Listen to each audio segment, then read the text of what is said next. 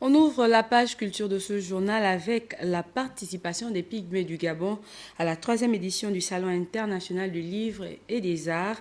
Armel Baoulé et Francis Ngomo de notre rédaction les ont surpris en pleine exposition. Suivant.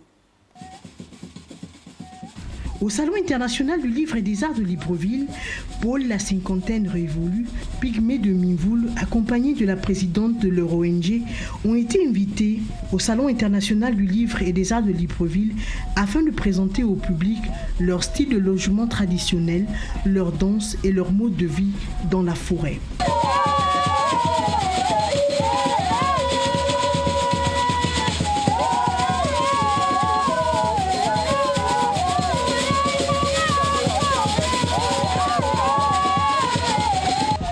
Les Pygmées du Gabon sont disséminés un peu partout dans les provinces du Gabon. Mais aujourd'hui, les peuples de la forêt qui vivent de la chasse et de la cueillette n'arrivent plus à vivre de leur activité principale.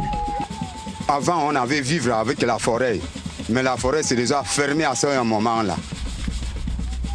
La vie des peuples autochtones de Minvoul reste très précaire, d'où ce cri de détresse lancé par la présidente de l'ONG.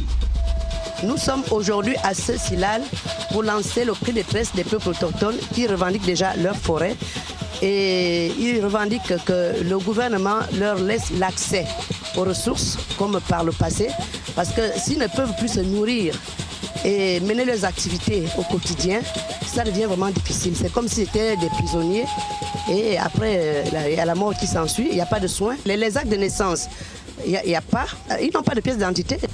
À l'image des Baka de Minvoul, les peuples autochtones du Gabon connaissent les mêmes difficultés, d'où l'intérêt d'agir pour sauver ces peuples de la forêt.